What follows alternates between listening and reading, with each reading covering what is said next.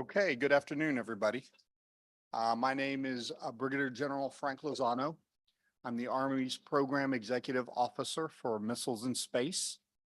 And I'd like to say that I think we have a pretty exciting afternoon and panel forum scheduled for you here today.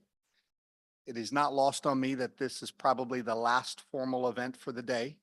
So I'm probably standing between you and drinks or a nice dinner on the beach or something special you've got planned. So we'll make sure and keep it to the point and succinct. But again, want to answer as many questions and have a great discussion and dialogue. So we're willing to, take it as long as you want. We've got the room till 1700. But again, we are the last session of the day. So probably not going to get kicked out right at 5:01. So I will open up with a brief slide overview of some adaptive acquisition framework activities that we're performing in PEO Missiles in Space. And then we have a very esteemed panel.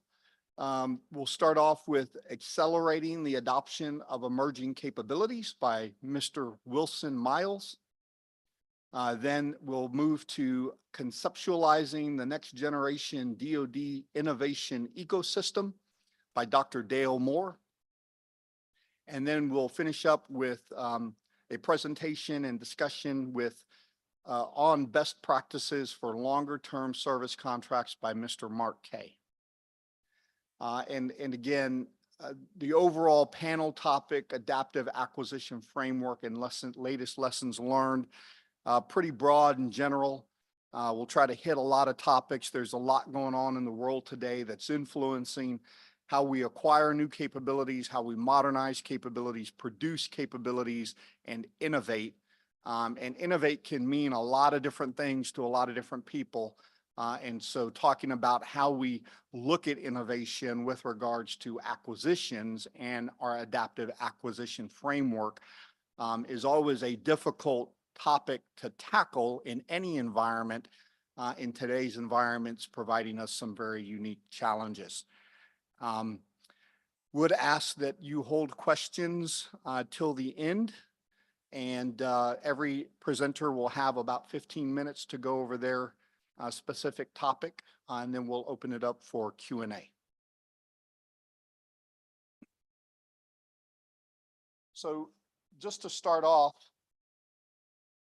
I wanted to talk about accelerated acquisition. And, in the Army, we like to say the enemy gets a vote.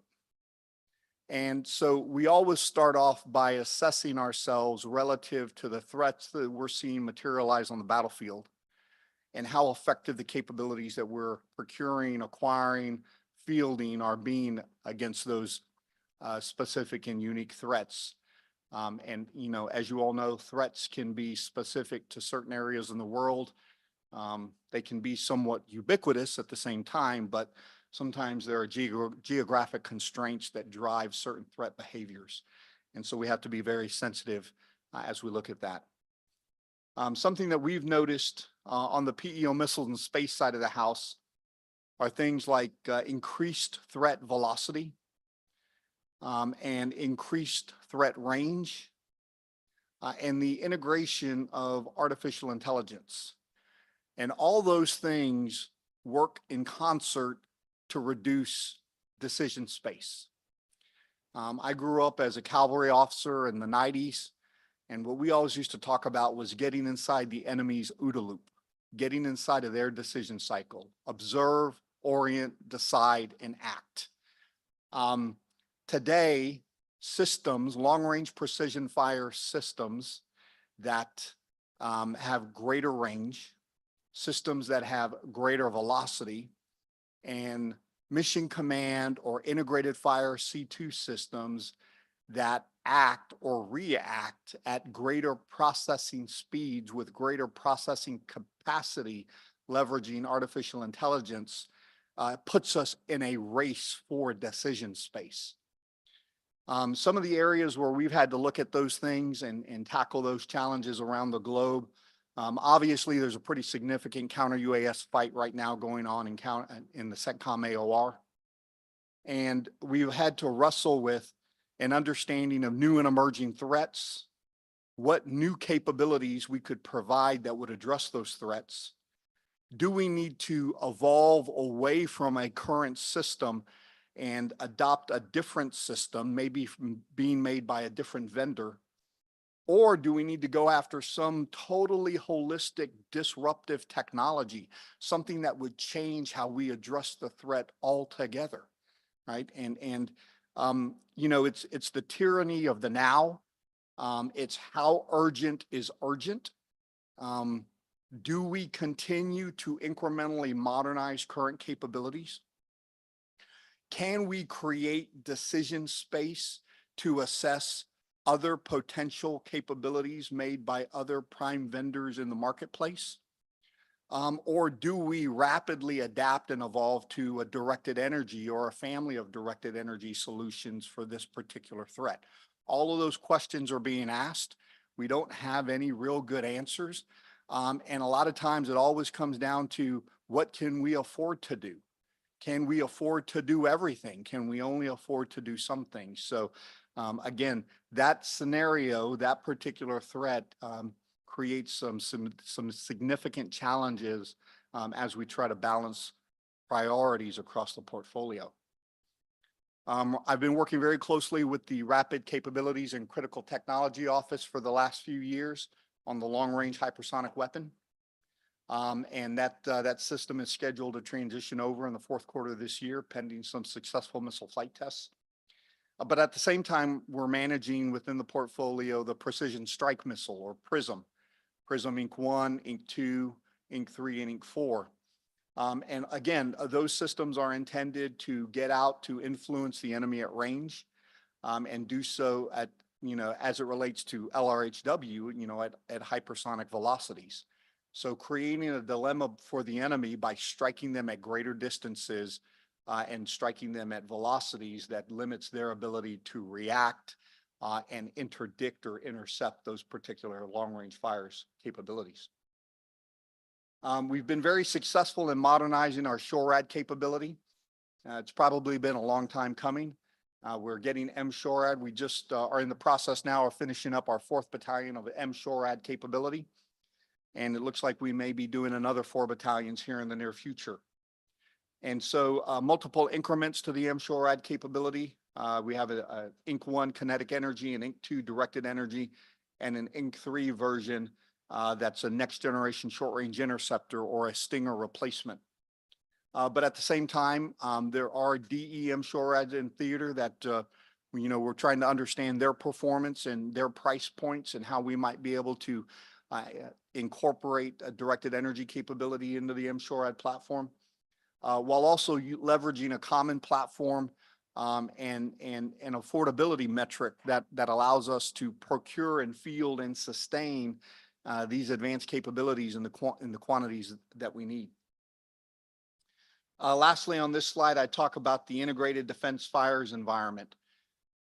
We realize that we have to be able to strike and react near simultaneously now in this battle space, based on the number of threats that we expect our pacing threat, China, to be able to attack us with in an Indo-PACOM scenario. We know that we need to be able to be as efficient as possible in leveraging both sensor data and effectors to service the greatest amount of targets possible, while also reacting real time. We're living this right now with our developmental efforts in what I call our annual integrated fires test campaign plan that is being driven towards the implementation of a Guam defense system architecture in the late 2020s timeframe. Again, very specific towards defending that piece of terrain in the Indo-PACOM AOR against a Chinese or North Korean threat. And so we're working very hard to integrate all disparate components of the kill chain and be able to pull in multiple different sensor feeds, perform a track fusion function where we're taking that radar measurement data, fusing it to create a high fidelity fire control track taking that track data, pushing it through multiple engagement calculators for different effectors that we have arrayed across the island and on different launchers, and then determining the highest probability of kill, and then allocating those kill resources against the targets at the appropriate time within the battle space, right? That all briefs really well. It's really, really hard to do. And it's, you just, I mean, you just establish the milestones, you just establish the objectives, and you just code it one day at a time. And we're making progress. So that's very promising, but that's only half of the fight, right? That's only the defensive air defense fight. The other half of it is, how do you then determine what targets you want to attack and when you want to attack those targets? And again, we're likely going to want to do it near simultaneously, because if we're not going to strike first, which we would likely not do, if we're going to be reactive to a strike, then you've got to strike in such a sufficient manner as to get into the enemy's decision cycle, start driving their decision processes and actions.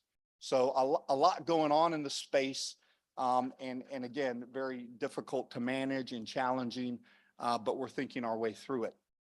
And one of the ways that we've been thinking our way through it is, how do we change our own internal behavior? Some of it's mechanical, some of it's philosophical. So we realized back in 2019, actually, we've realized this for a number of years, you know, PEO Missiles in Space used to be a PEO that was organized around project offices and product offices that were wholly unto themselves their own system of systems. And I joke with my team all the time. I say, well, I was actually part of the problem, right? Because from 2017 to 2021, I was the project manager for the lower tier project office. I was the Patriot PM. I had my own missiles. I had my own launcher. I had my own radar. I had my own C2 NOAA. I had my own Palm funding line. I had my own contracts. I needed nobody's help. It was, I get out of my way. I know what I've got to do.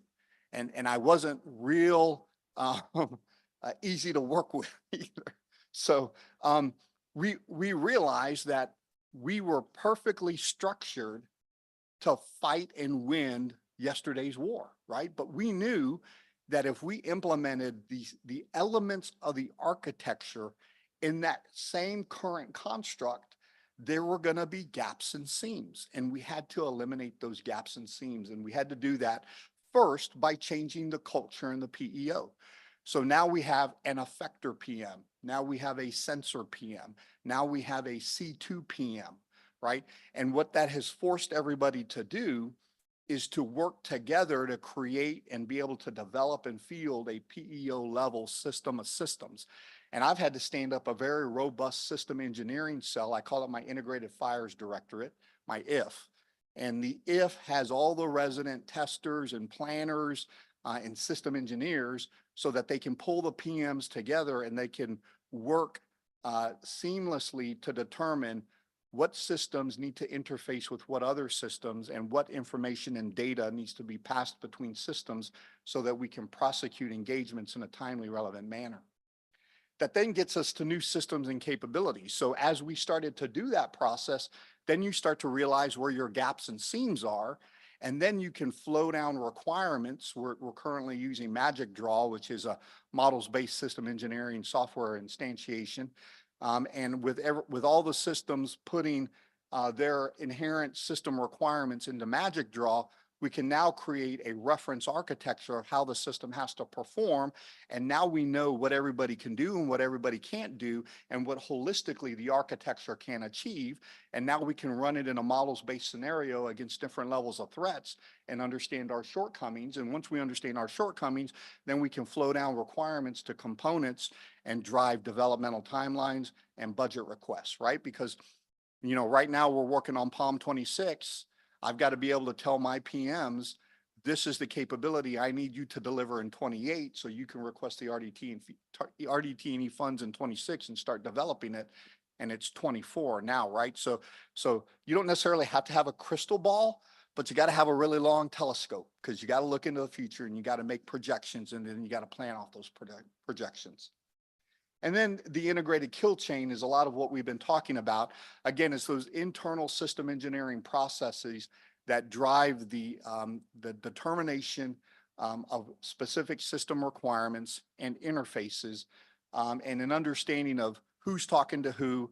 And one of the things that we do is on a quarterly basis, we do an integrated fire system engineering meeting that I chair. And they come up to me I tell my engineers, okay, this is kind of our geek out session, right? Like, let's talk ones and zeros and where the gaps are in our software capability relative to components talking to each other. But then a couple of weeks later, we roll into an integrated fires test meeting where we talk about, okay, if this is the developmental timeline and this is when we're going to run the models and sims, and then this is when we're going to do the simulated air battles, then this is what we're going to test. And what do we need to test to be able to anchor our models to ensure that their outputs are accurate? And then after all that is done, we actually do an XCOM with all of my kernel level PMs and my industry counterparts, VPs like Rebecca Torzone from Northrop Grumman, Tom LaLiberty from Raytheon, Jason Reynolds from Lockheed Martin, talk to all those individuals at my level and say, okay, here's what we're trying to do from a system engineering perspective. Here's what we're trying to do from a test perspective. Here's what we're trying to do from a contract perspective. Here's what I've got from a resourcing perspective. Here's where we need your help to get us across the goal line. So really, we've had to really change our culture and chemistry to understand what success looks like. And then more importantly, how do we go about implementing those processes that'll get us to success? From an aggressive acquisition, tools and processes perspective, obviously we have to have an adaptive requirement determination process. And the whole of Army is trying to get after doing this. This is exactly why they stood up Army Futures Command.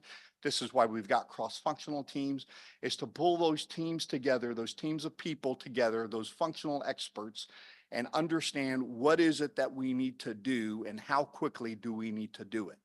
And then update those requirements in a timely process. Once that's done, we can move over to acquisition strategies and make sure that we're adopting how we acquire. Make sure we're adapting how we acquire so we can adopt the best capabilities possible. From that, we move on to contracting strategies. And most of you know, we've got a number of different statutory authorizations that allow us to contract in a very flexible manner. And then oftentimes through congressional engagements, we look at legislative actions that may grant us authorities we don't already have, or requesting other key authorizations that may allow us to do things in a new and different way. A very simple example of that is an authorization that came out in the NDAA in 2023 that would allow me to award an indefinitized contract action, a UCA letter contract.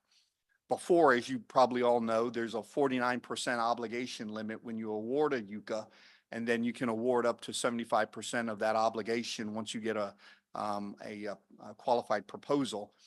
There's been new statutory authorizations come out that if you're awarding funding associated with a buyback of equipment that's been donated to Ukraine, I can go up to 100% obligation, right?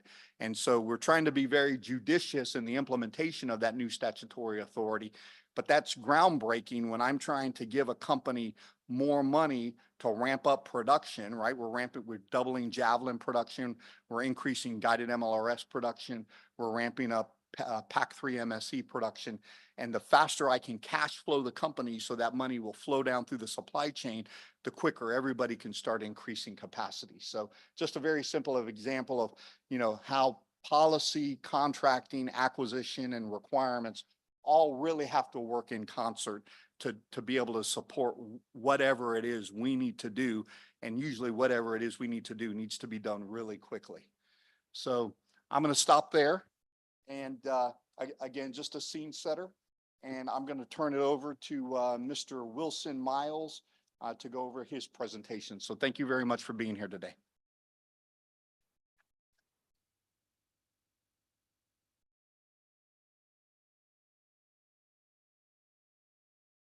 Okay.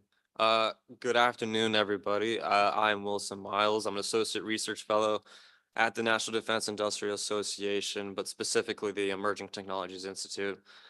And I'm going to talk to you about a forthcoming paper that we've got called Accelerating the Adoption of Emerging Capabilities.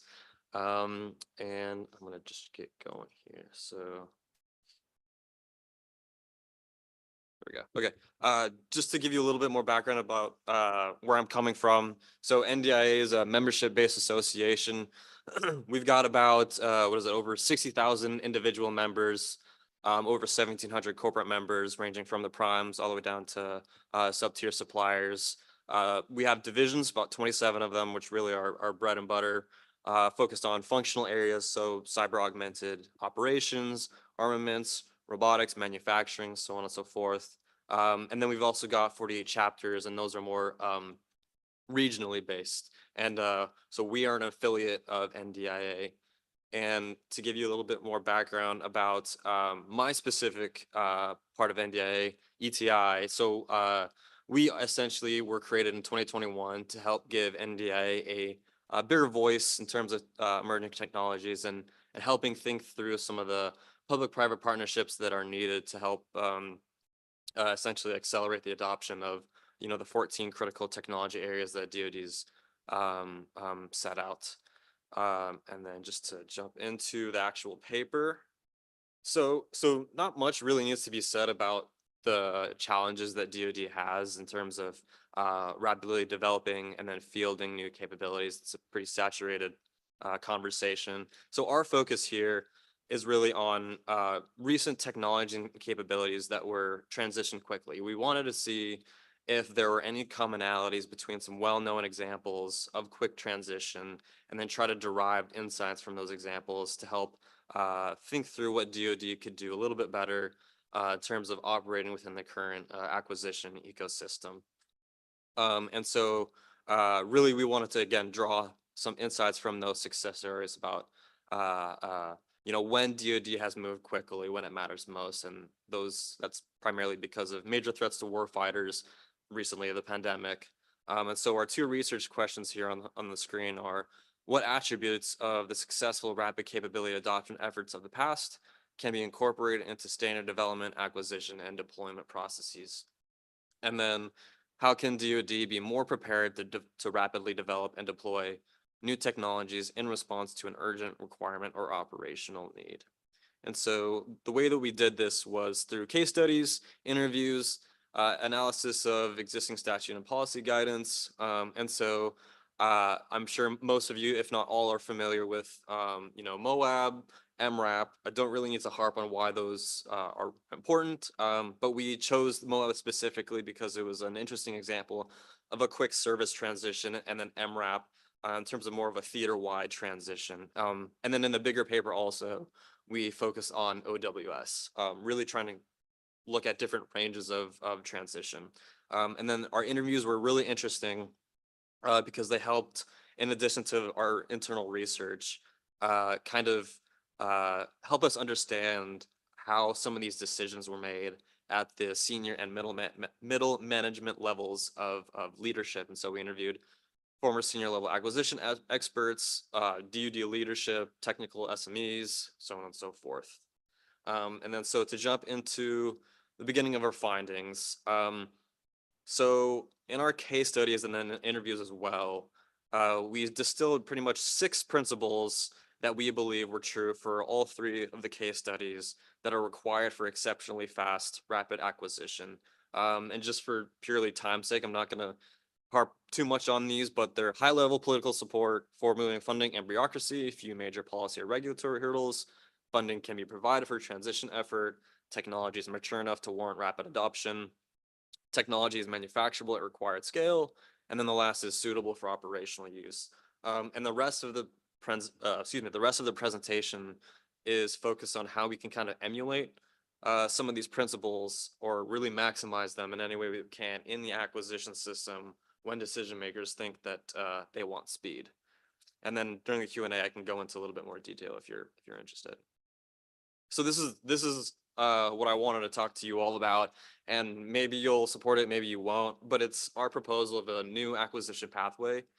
And so one of the outcomes of our project was that we thought that there was room for something else in the adaptive acquisition framework. We found a gap where, because of the nature of the Pentagon, there are potentially valuable activities in smaller parts of DoD or in the commercial sector that would benefit an operational user, but don't really have the profile or the explicit operational requirement for their development and adoption. And so the bottom line here is that this pathway is for mature, higher TRL technologies with simultaneously no urgent need from the services. That's the key part of this. And so we saw the establishment of the Principal Technology Transition Advisor, or PTTA, in each service by the FY24 NDAA, and thought that there might be a way for this individual to kind of act as a push for a technology rather than wait for the pull of a requirement. Because as it stands, at least to my knowledge, and you can push back, there's no real good way to get into the AAF without a constituency of some kind that's advocating for it. And so this gets into one of the lessons learned of the AAF, which is derived from my boss, Dr. Arun Serafin, and then NDI's president and CEO, the Honorable David Norquist, both of whom are on the PPBE commission. And one of the key takeaways here is that there's more room to inject innovative practices into the acquisition pathways. All the AAF really did was just categorize existing authorities into pathways. And there was really little new congressional authority created in it. It's working, it is helping, but there are still a lot of cultural barriers that prevent people from using all of the authorities that are available to them. And so looking at the chart and how the pathway actually works. So after the product is identified by this PTTA, the PEO would sign a milestone contract with whatever vendor it is, either in the defense industrial base, non-traditional, whoever. And that capability would be given to a field user on a short deployment and who will evaluate that utility of the technology.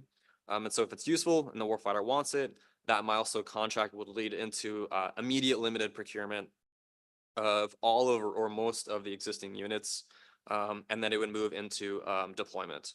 And then based on that user experience, you're developing a more formal requirement to absorb those performance gains provided by the new capability.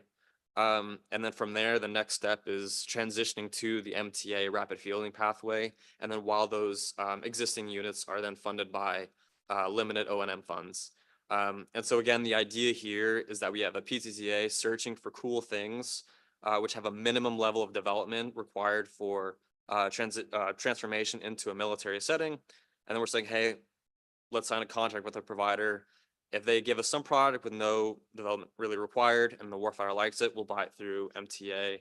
And we're using milestone contracts because we wanted to make a relatively infrequent contracting mechanism standard practice in a pathway. And it's unique because this pathway is supposed to get at flowing money differently. Currently, all of the pathways in the AAF are still funded the same way. And so we're trying to think about moving money differently. And just as a side note, also, we want to make it clear that these PTTAs should have visibility into the JROC functional capability boards so that they're not stepping on the work of existing requirements development. And I know people probably are going to have some disagreements about whether or not that it's a viable pathway. So we wanted to talk a little bit more about how it would work. And we acknowledge that a lot of people will say there doesn't need to be any more pathways. And also if there's no requirement for something, that it probably isn't really worth it. I can address that in the Q&A section. But we're trying to provide another tool to acquisition officers to get something promising to the warfighter. And then essentially just transition back into a more recognizable set of authorities. We think that there is room to do this kind of push testing. And so just in terms of how it would be funded, so and we call it the immediate opportunity pathway. So that's where you see IO. So at first is if the PTTA finds something during the budget build, they could request money under a line item in BA7. If the budget has already been sent to the Hill, they should have the latitude to talk to Congress and consider requesting the funds through their services, other procurement budget, or engage in a reprogramming action within the RDT&E account. We also think that formal policy guidance will need to set certain criteria for what constitutes something that could benefit from this type of authorization and funding, which we think would be a relatively low amount of money. And we're happy to hear what your perspectives are and what those guardrails might be. And then the same policy would be kept in mind in terms of what would be considered an immediate opportunity. So we think that that's something, again, that's more mature, manufacturable. That's something that typically moves through MTA. But again, that's not currently described as an urgent need at the combatant command level. And again, this is designed to make existing systems better. And we also recognize that some things that the PTCA might find would be beneficial to a larger set of limited users than what we're describing. And so we think that those things should be referred to the Functional Capability Board for much broader institutional support. So in addition to the pathway, we also have a couple of other selected recommendations that we came across during our case studies and interviews. And so again, because of those 6 principles that we found, we try to gear our recommendations to making those 6 principles more present in the acquisition system. And so the first one, I'll just read off the screen, is make use of the wide variety of existing acquisition, contracting, budgeting, and appropriation authorities that are available to support rapid technology adoption. Clearly communicate their use to and request appropriate resources from Congress. And so we heard from interviews and through our research for the case studies that there's a lot of authority for people in the services and OSD to engage in flexible acquisition practices and move money when the right leadership wants to. And it's important that that toolkit is documented and the successes are known for future case studies. From our conversations, we found that a lot of people were pretty hesitant to use all the authorities that are available to them. Again, all within the context of there is a requirement for it. So that's something to note. And I have a couple examples if you're curious about that. And so the second here is congressional appropriations and subsequent DoD financial management guidance should allow for low rate initial production or LRIP to be funded by RDT and appropriation accounts. Because currently, well, most people think that the procurement accounts are what primarily support LRIP, and that's pretty much true. And that lack of flexibility can create use it or lose it scenarios where by the end of this fiscal year, money just gets put down the drain a little bit. And so if projects meet, performance or deadline thresholds before the fiscal year is done, we should be allowed to use RDT and money for LRIP. Really, this is just to get at minimizing and reducing waste, reducing waste of time and money, especially during the POM process. This is really important as we consider sub-tier suppliers who are heavily reliant on, and they really need cash flow. And so if they don't have that money, we're talking about losing jobs, so on and so forth. And from the research that we've done, we believe that this is already a legal practice. We think that Congress and the Pentagon need to state this in their financial management guidance more clearly and make it a best practice. If you don't think it's legal, please tell me and I'll tell my boss. And then the last is about market shaping. So the Office of the Assistant Secretary of Defense for Industrial-Based Policy, or IBP, should conduct studies on market shaping practices to determine their efficacy in building industrial capacity for emerging capability areas. Yeah, we looked at the concept of market shaping as it's being used in the broader technology community. And we think there's room for more practices like prize competitions, looking at different contracting mechanisms. And so it's pretty simple. We just think that IBP should study if any of these mechanisms could boost innovation and what works best for different sectors, industries, so on and so forth, in the defense industrial base to improve industrial capacity. And that's it for me. Great, thank you very much. Our next presenter will discuss conceptualizing the next generation DoD innovation ecosystem, and that will be Dr. Dale Moore. Thank you.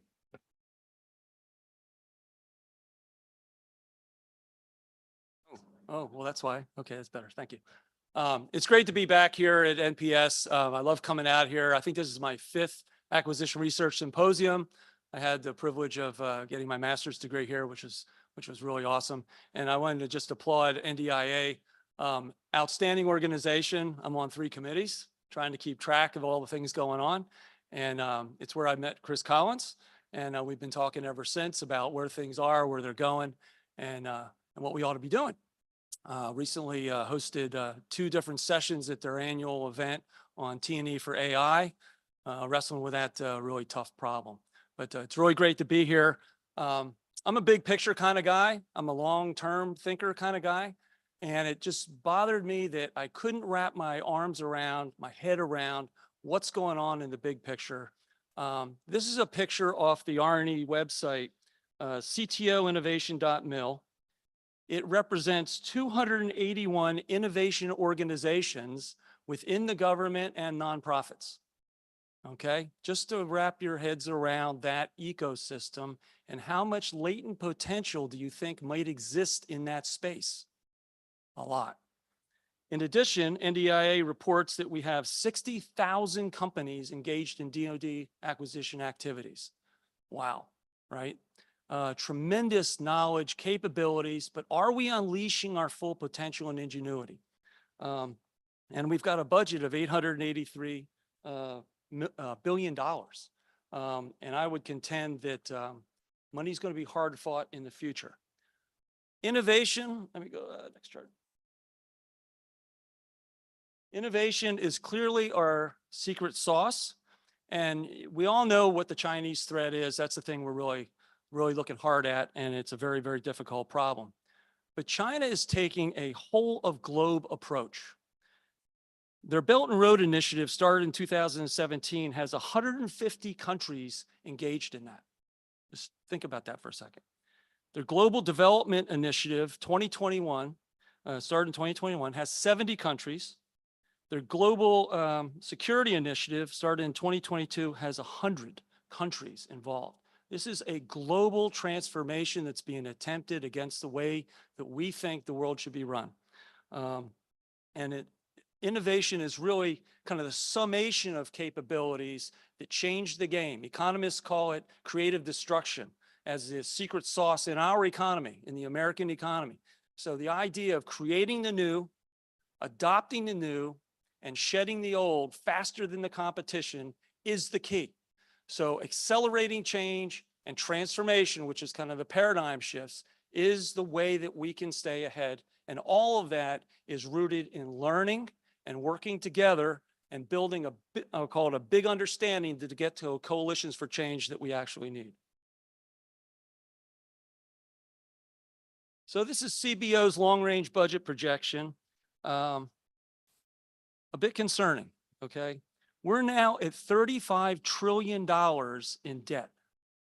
That's $260,000 per taxpayer in this country, okay? We have existential threats in terms of climate change.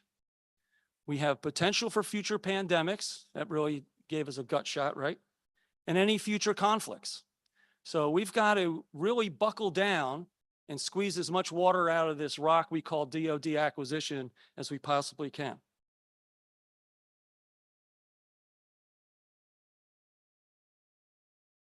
Another impetus for this particular study was the fact that technology is accelerating at an exponential, if not super exponential rate. AI is just one, but it is a meta enabler for a number of different technologies.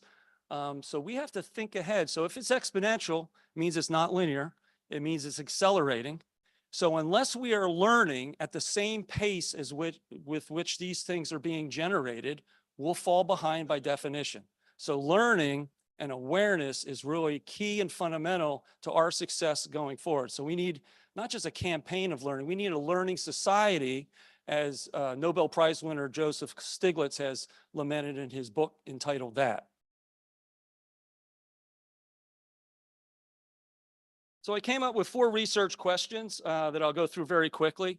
The paper I wrote is very rich. I encourage you to read it and give me some feedback. I've got about 140 references cited in there.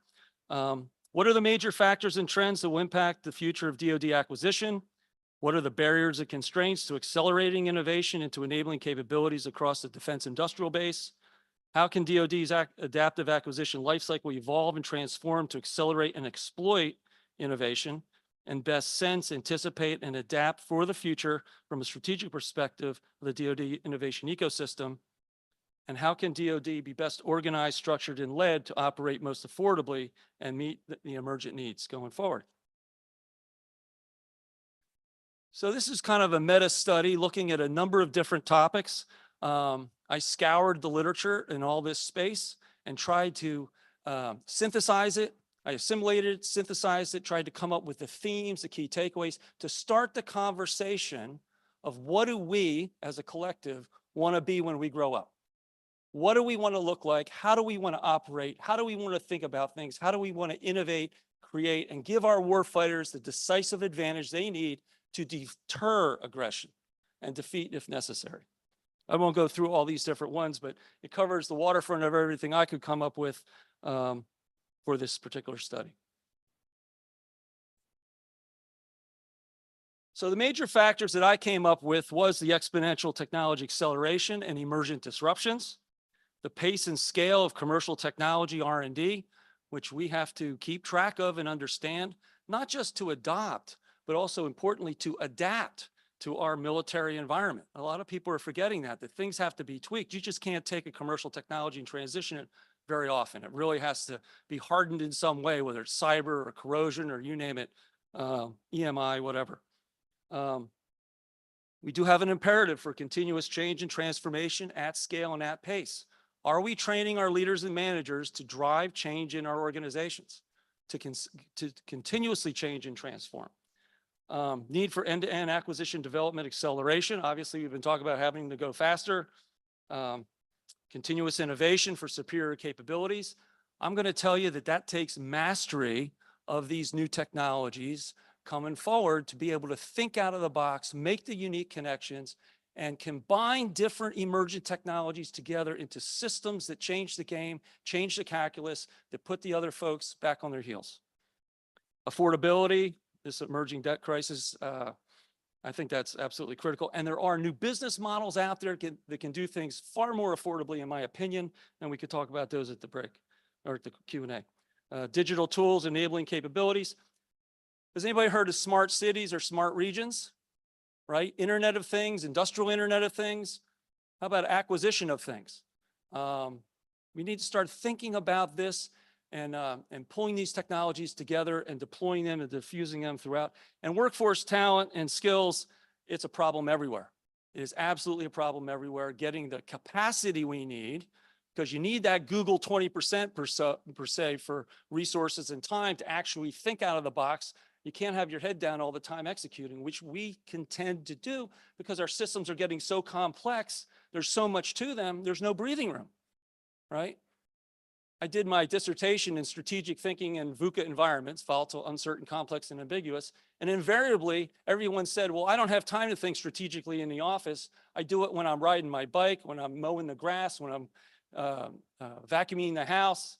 I mean, right? I mean, no one just has time to step back and think that way. And that's a problem because the future's coming at us faster and faster every day, right? So we just can't risk being irrelevant in the future contested space.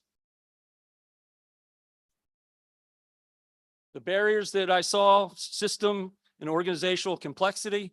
The director of GAO testified to Congress. He said that the Joint Strike Fighter was the most complex software development ever attempted by man, and it will take it all to go right to be successful at 25+ million lines of code. To give you an idea, the F-18 ENF had 3 million. JSF has roughly 9 million on board, and that's with the current version. As they scale up, it'll be even more. But complexity is something we have to think about and manage, and there's a whole complexity science domain that we can learn from and take advantage of. Lack of awareness, learning, understanding, and actionable knowledge. It really is about having a big understanding of what's going on and having your ear to the tracks, sensing the environment. Market research is a big thing. Hard to track all this stuff.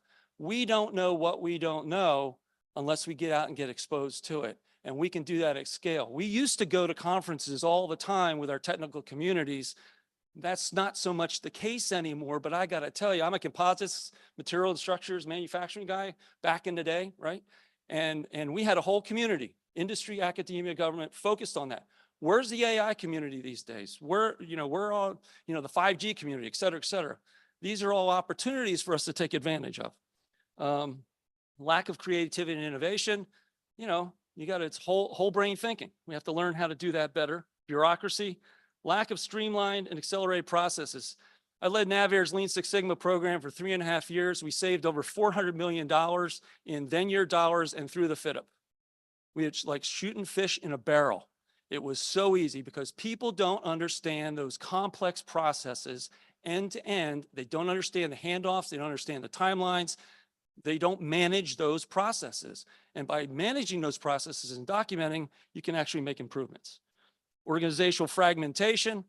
Some say we have an ecosystem, not an ecosystem, because we've got individual islands of activity that aren't seamlessly integrated toward a common vision, commonly motivated, commonly inspired. Organizational rigidity. Got a lot of inertia. Keep it the same way, right? But we really do have to be adaptive to change.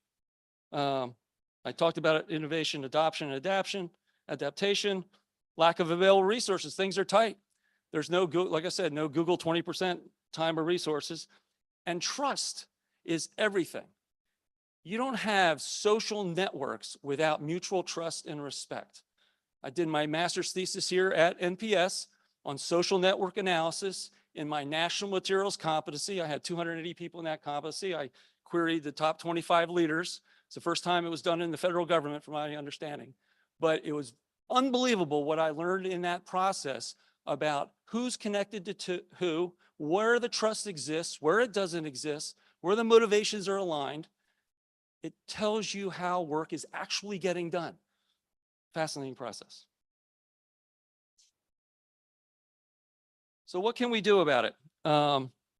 We need expansive, and I mean this, I'm 24/7, 365 scanning the environment and I can't keep up. And I tell people I need a lot of help. We have to master data, information, and knowledge management. Do we even have knowledge management programs? I really applaud what DAU is doing with their webinar series. I just gave one on small business technology transition for programs of record, because that's such a big concern and issue. I was chief engineer of Navy's UCAS program, X-47B. And I got to tell you, it's about cost, schedule, performance, and however you can get there most efficiently and effectively. And there's no way you're taking more risk because you already got a lot going on. So there's something to be thinking about the maturing of these technologies coming forward. Map and streamline the processes. Back in the day, all three services were pursuing continuous process improvement. We dropped the ball. At Naviair, we mapped out across 3 PEOs and the systems command and the warfare centers, the end-to-end acquisition process, 242 process steps. We identified 4 major clusters that were holding us up for deep dive analysis. It can be done. And it's the whole idea of us all thinking like in systems thinking terms, how it all fits together. And I've got a ton of stories I can tell afterwards. Create opportunities to scale, connect, learn, and share. Embrace continuous change and transformation. Innovative culture and ecology. Mindset and attitude has a whole lot to do with innovation and change. We have to be technology enabled. And open innovation and open strategy development. So NPS led the way for the entire Department of Defense in open innovation through their crowdsourcing tool, Mowgli, which Dr. Don Brutzman was key in putting together, ran over 20 games. I'm telling you, for me, it was democratization of knowledge and building that corpus of knowledge across a large swath of folks. We ran this strategic assessment for 2030 for NOC AD. We had 680 players, 5,500 inputs. We burned it all down to 124 key themes and takeaways. Absolutely mind-blowing. Absolutely mind-blowing. I think crowdsourcing is a huge way to go. A lot of potential. So what can we do here in terms of organize ourselves? The concepts of complex, adaptive, sense and respond, and anticipatory foresight, thinking is really the way to go. Particularly, it's kind of like driving down the road, knowing the deer is going to jump out in front of you. So you better put your high beams on because that deer is coming. I mean, we have to think about looking out ahead because it's changing fast and we have to learn to adapt very quickly. Map, integrate, automate the end-to-end value stream, align enterprises. I'll talk about enterprises in a second. These enterprise teams, we have this in naval aviation. We have a naval aviation enterprise. It is wonderful. Gets everyone together. They've got a governance structure. Everybody's synchronized. It works beautifully. High fidelity virtual environments. Down at Pax River, we have the joint simulation environment. We were able to push through on the testing, the virtual testing of the Joint Strike Fighter. That is the future. And we're seeing instantiations popping up all over the country. Air Force is on board. I believe the Army probably will end up there too.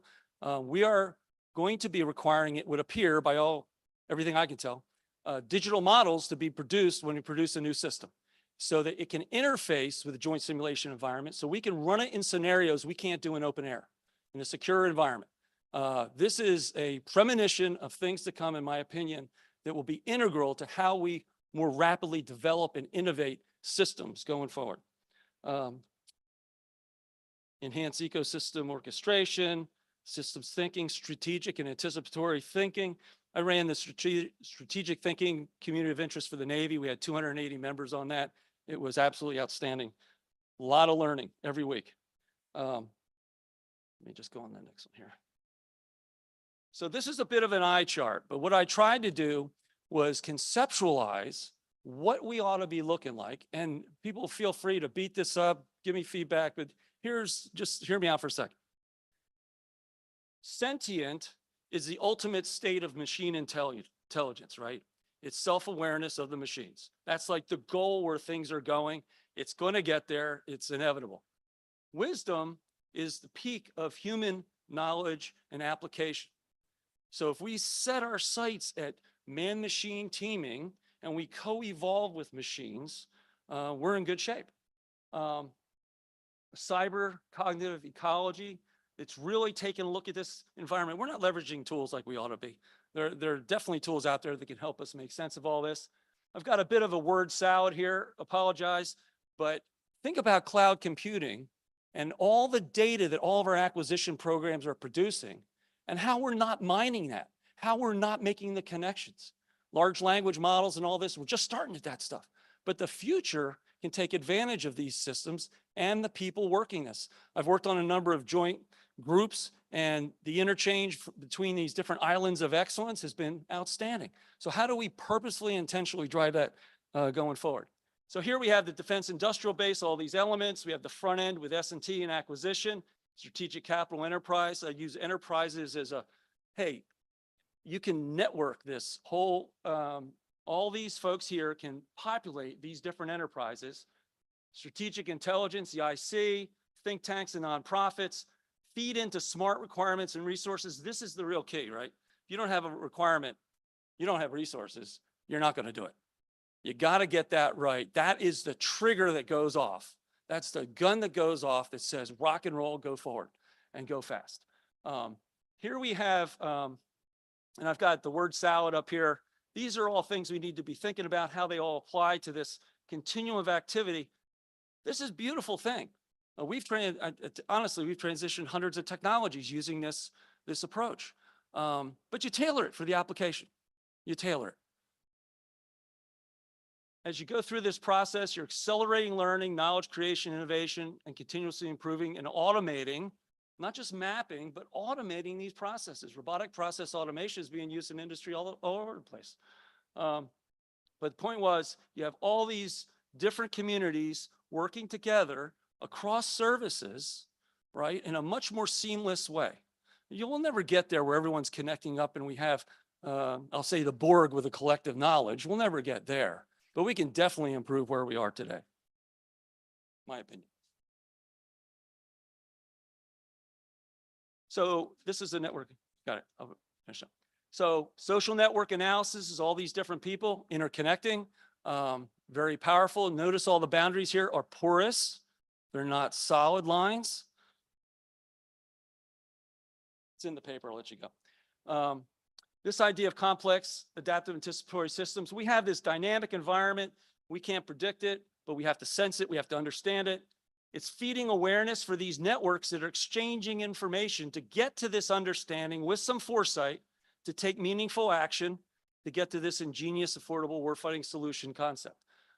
Again, the paper's got a lot more detail in it. Got one more chart. So this is my, I'll call it dual turbocharged chart.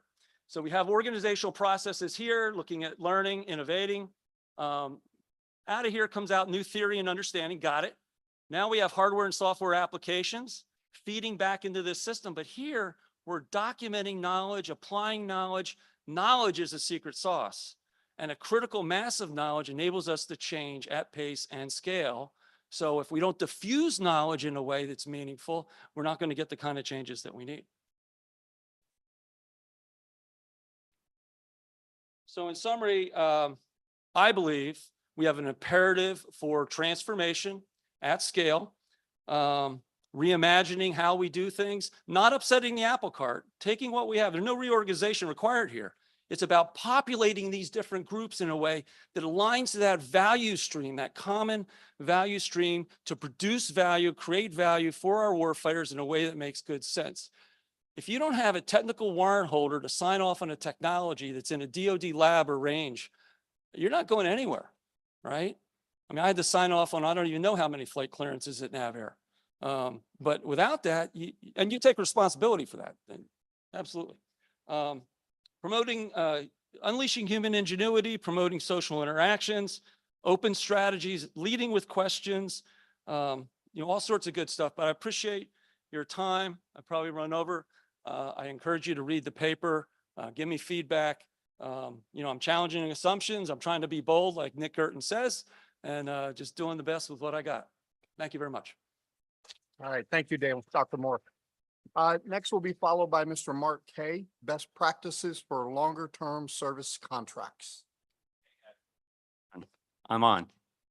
I'm the last guy. I'm going to try to be really easy. So we heard a lot of big thoughts probably today. We heard a lot about hardware. We're going to talk about services. And to all the younger people, especially the military people, you will be dealing with service contracts. Whether you like it or not, you will be dealing with it. So this will be brief. I don't have a lot of words, and please feel free to interrupt me. By the way, I'm from Institute for Defense Analyses. My colleague Susan Rose is here. So we do take a step back and think about stuff. This one, Congress asked us to step back and think about it. I believe your boss, Arun Serafin, when he was a staffer on the Senate, helped motivate this. But the point here, look at it. Half of the military budget, it's services. It's not grass cutting or janitorial. It's fixing aircraft engines, doing all this AI stuff. A lot of any hardware you buy, trust me, you're going to have services embedded in there. And we had, not just in the US, but internationally with our allies, the Five Eyes, we've outsourced a lot since the Reagan-Clinton years. We don't have large standing armies of governmental people, whether they be uniformed or civilian doing things. We hire people. And we try to keep a lot of organic for obvious reasons, but that's the background. And what is a service? It's evolving. Think about probably your local municipalities. They don't replace light bulbs. They probably buy a service. Trucks come around. The cloud, everything's a service nowadays. And as we've seen from the Ukraine war, there's a lot of services built in to what's going on in warfare. Study objective. So we did look at DoD. We want to learn from DoD contractors and DoD people, but we tried to get out of the insular world of just looking at the US. What are our allies doing? What are foreign companies doing? What are US states doing? And there's a lot of innovation out there. And over time, you may, learn about that. So just, some background there. We wanted to do a lot of quantitative research, but most of this people we spoke with, especially in industry, and they're not DoD contractors, do not want to share it with, this is highly proprietary information. But they were very cordial, and we had some great stories and learned a lot. Now, multi-year, that's what we're talking about, long-term service. I got a little excited when the general went through his presentation. I saw multi-year there. So you're not buying a base year, then every year you're buying a little bit more. You're committed. Through hardware, that's usually a congressionally approved, set up a lot of details in it. But it's great for our industrial base. We talk and talk about our industrial base, but setting up multi-year contracts where the manufacturer, whether it's a startup, a small business, or Lockheed, knows they're going to have revenue. They're not going to have this. We're going to set up a production line and you guys may or may not buy in another year. Obviously, you need a lot of flexibility in that, but that can be done on the current systems. Just a quick view. I say commercial view, it's not DoD contractors, it's the commercial world. It could be DoD contractors, but everyone has the same thing. They want long-term relations. Think of people you hire to do stuff for you, whether it's cut your lawn or repair your HVAC. You don't want a new person there every year. You don't want change. That's bad business. So, everyone wants a thing, predictability, revenue, that the job is going to get done. We looked at, trying to learn from, like I said, getting out of the insular world of federal government. You have to be involved in it. You have to be, it's possible, but we looked at, foreign governments. There's a lot more flexibility out there. We have the flexibility in the FAR and DFARS to do very long-term contracts, but we just don't do them. There's a whole bunch of reasons for that. It's usually people reasons, people have bad habits, good habits, but they do it. Australia, UK, Canada, it's more of a cooperative environment. I will call this relational contracts. I think, we have it in here. And you're not tied to you're not tying to what a specific time period necessarily. You're tied to like, is this working well? We're setting up parameters, we're setting up metrics. Let's keep doing it. If it works, let's keep doing it.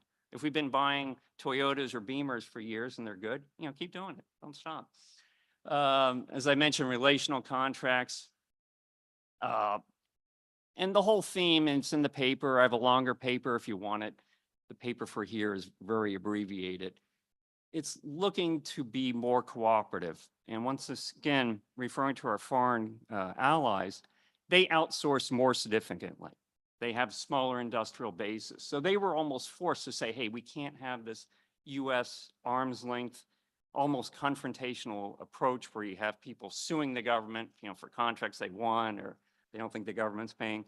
It's taking a more, industrial base view of things. And the US states are doing the same thing. We have people, we spoke with the Naval Supply Systems Command, the Working Capital Fund. They're doing things like this. So there's a lot of basis to start doing it. Findings, environmental, you need the leadership, like our general officer down the table here. You got to push the string a little bit. You don't outsource everything. Everyone we spoke with, foreign, commercial, said they want to deal with a government that has a core cadre of people who know what they're doing. Very, very important. Business case, I think Dale mentioned business cases. It's not static. You don't do it this year, flush it away 3 years later. No. It's like you're looking at the market. What's the market have out there? Ties closely to communication. We spoke to a number of people, I think Utah, I think Australia, said, sometimes they're not spending a year or two writing requirements. They have a problem. They go to industry, say, hey, this is our problem. I heard the satellite guys earlier today talking about that. We have a problem. What do you guys know? I don't need to get a bunch of smart captains and majors in a room and, torture them for a year to write requirements. Let's see what's out there and then, customize it to our needs.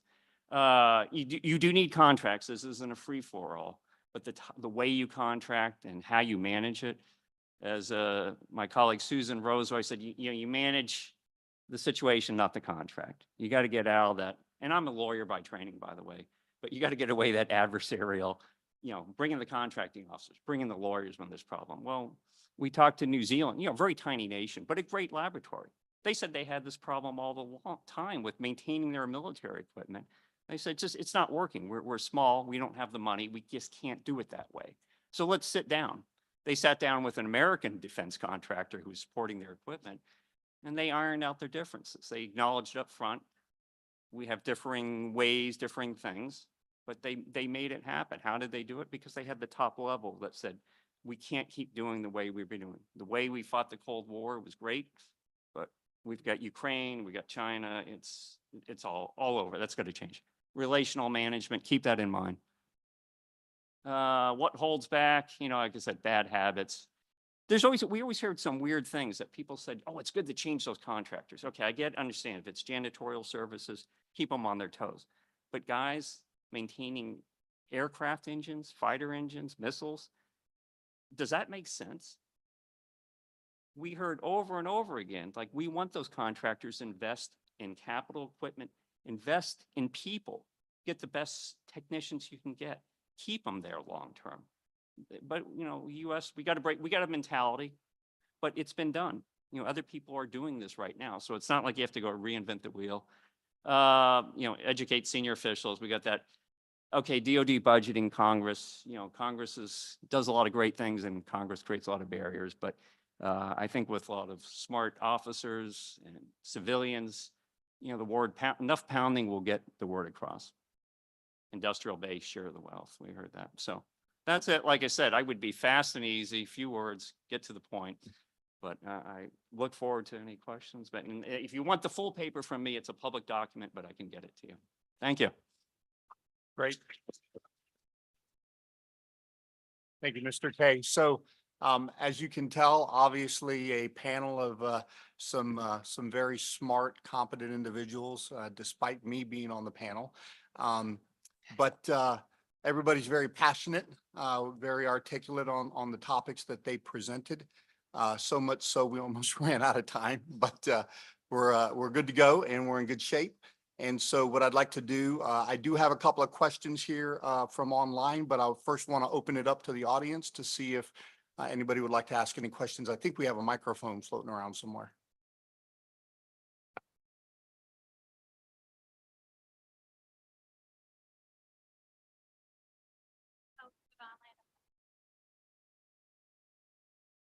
Good afternoon. My name is Gunnar Sarnfeld. I'm a graduate student at the Naval Postgraduate School. I'm in the Defense Management Logistic program. My colleagues and I are conducting research on a sponsored problem by an undisclosed PEO. And the PEO's problem is centered around developing comprehensive acquisition strategies and robust contracts. So I'm curious to hear some of your thoughts from PEO, Missiles in Space. How do you have any best practices, tools, training, or internal policies that equip your program management team with the development and integration of comprehensive acquisition strategies that prioritize not only the common metrics of schedule, cost, and performance, but also ensure the inclusion of critical aspects such as cyber resilience, lifecycle logistics, and robust supply chain management? And if so, can you share or maybe some lessons learned? Sure, I will try. That was a pretty exhaustive question, a very good one, very well thought out. So you're right, that can be a challenge.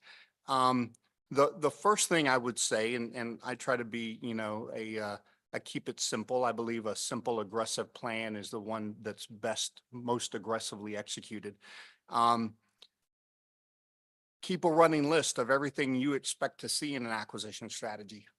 I do kick back a lot of acquisition strategies, either because there was a lot of cut and paste that was put into the strategy. Topics like life cycle sustainment, system engineering plans, test plans, modernization plans, P3Is, contract strategies, all those little small components that are addressed in an acquisition strategy oftentimes are very, very ill-defined. There's been very little good thought put behind them. And then sometimes I think we're trying to push through the staffing of the documents so quickly that we don't invest a lot of intellectual capital to make sure that we write a good document. But to try to answer your question in the most succinct way possible, what I have found very useful, and the reason I bring this up is because we start doing a lot of things, but at the end of the day, the Army can only really afford to do a few very important things, right? So what I've started doing is sitting down with my product managers and my PEO staff, and we will do acquisition strategy whiteboarding sessions. And we'll sit down for 2 hours in the conference room and we'll just map something out on a whiteboard. what do we think right looks like? And we'll have differing, divergent views and opinions, people with different backgrounds. We'll have a multifunctional conversation. Can we contract this way? Can we test this way? Can we compete this way? Can we field this way? Can we modernize this way? And we'll scratch it all out on a whiteboard, and then we'll erase some stuff and refine some ideas. And then before you know it, you've got a strategy. You've got a 10 or 15-year strategy. And then it's incumbent on the team to take it back and then really do the hard nug work that goes into writing that. So from a comprehensive strategy approach that starts with many, but gets to the few critical items that you can actually acquire, develop, produce, test, deliver, and do so in an affordable manner. That's a technique we're trying to implement. I'm not going to say we're great at it, but it's one that we're trying to implement, and I'll hand it over to anybody else. I just want to add, General, I heard you say sustainment and copy and paste in documents. I can't tell you a different study, but services. We did a study for the Air Force about the F-35. And it's a few years ago now, but essentially that the Air Force sustainment O&M budget was going to be totally eaten by one fighter jet. You can guess which one. So what about all the other aircraft? What are they going to do? I don't know. I hate to say it, maybe the Navy have faced the same problem, but we only looked at the Air Force. So comprehensive, you don't have to burrow down for 5 years to write the strategy, but just, keep it in mind. Mark off.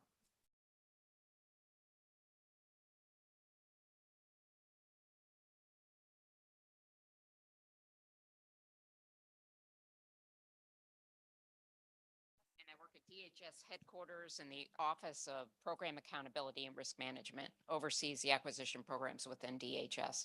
So my question is for Wilson, and you had recommendations where you talked about the Assistant Secretary of Defense for Industrial-Based Policy should conduct studies on market, market shaping practices. And you gave an example of conducting competitions with prizes. Do you have something else that is a good example of that?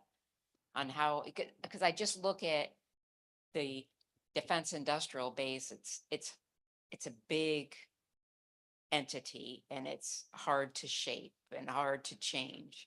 And so I've seen those prize competitions happen. CISA has done it in the Department of Homeland Security.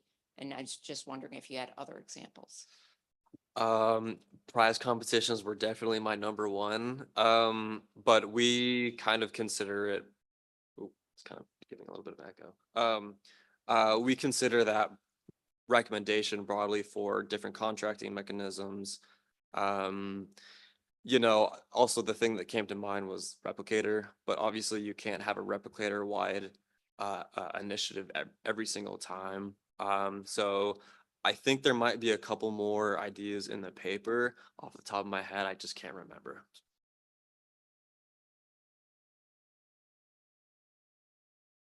General Jeff Dunlap, Naval Postgraduate School, Department of Defense Management. It seemed like you restructured your organization to be portfolio based. How do you deal with funding at a portfolio level when Title X usually is at the program level? Thank you, sir. That is a very difficult challenge, because our institution, as you indicated, our institution funds at the system level, right? So we have a system requirement document. You have a system program plan. You have an R form tied to a system, a P form tied to a system, a funding line in FITIS tied to a system, right? So we're all focused on the system. And one of the first things that we had to do, I actually have put a business manager into my integrated fires directorate with the sole purpose of not telling anybody how to budget, but how to understand what everybody does from a budgeting perspective is complementary to the outcome that we're trying to achieve. We haven't cracked the nut. We haven't gotten it right. This is probably going to be a 10-year journey for us. But for instance, we just went through Army program budget briefs with all the staffers on the Hill.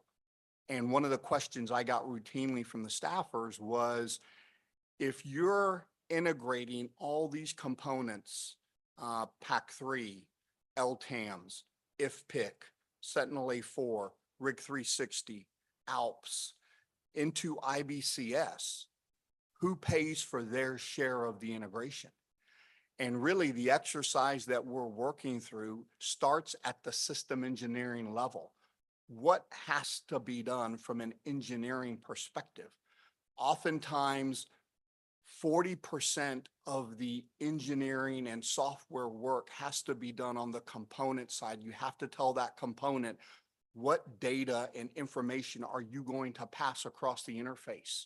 And what actions and activities do you have to perform to validate that you're passing all the right data? And then what data do you expect to come back to you over the interface, and what are you going to do with it? How are you going to process it? So that's a system engineering effort in and of itself. And then about 60% of the actual system engineering work and the actual coding happens on the IBCS side. So I'm oversimplifying and aggregating the problem for the sake of an answer. But what we have really sort of come down to is, for every integration effort, especially as it relates to IBCS on the air and missile defense side, IBCS, through their software acquisition pathway, because we've taken that program and we've broken out a hardware pathway and a software pathway, and I've got two separate product offices that support that. The software pathway palms for 60% of every integration activity, and the component on the other end palms for 40% of the development, integration, and test activity on their side. Because when we pull the architecture together, even from a developmental perspective, we're exercising the integrated fires kill chain. I just did a developmental missile flight test with IFPC. IFPC was out on the range shooting AIM-9X, tied to IBCS, tied to Sentinel A4, and processing all that data and information through that kill chain. All those components are products in and of themselves, resident in separate product offices with their own funding line and their own bureaucratic documentation. So anybody else? So it's a great question. Thank you.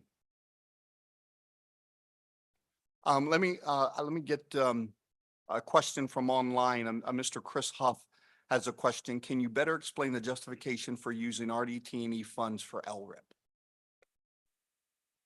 Yeah. So some DoD programs only have one color of money, and so if they meet certain performance or deadline thresholds, it's time consuming to either reprogram or wait for the next funding cycle. And so by using RDT&E money for LRIP, it allows programs to enter production while in the pursuit of a procurement contract. And so essentially, the bottom line is there's no downtime in terms of like the product life cycle, and it also helps the company's overall performance. And I think it's a great recommendation. That's about it. Okay, thank you. I think we have time for one more question. Good afternoon, General. I would also like to say I was your seatmate on the plane last night, but Oh, okay. Well, we got here finally. we got here. But what I wanted to dig a little deeper in, because I am really focusing more like you on acquisition strategy and also developing good CSCM practices that affects programs and work its way down to projects. So when the young lady asked, I wanted to ask you from the standpoint of the different plans that you receive. You're requesting that they have more thought into the conceptual idea of how they're going to attack the problem, with providing direction as to more specificity as they get down to the project level? You're shaking your head? Yes. All right, thank you. And that's what I wanted to bring to your attention, because I am very, I'm like him. I look for what tools you're going to use, who and how are you going to continuously monitor, not just what comes in the door. Thank you.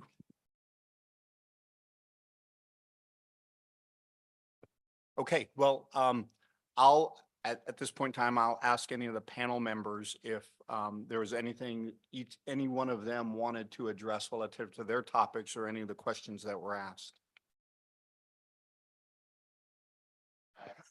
All right, thanks a lot, guys. I appreciate you attending today's seminar.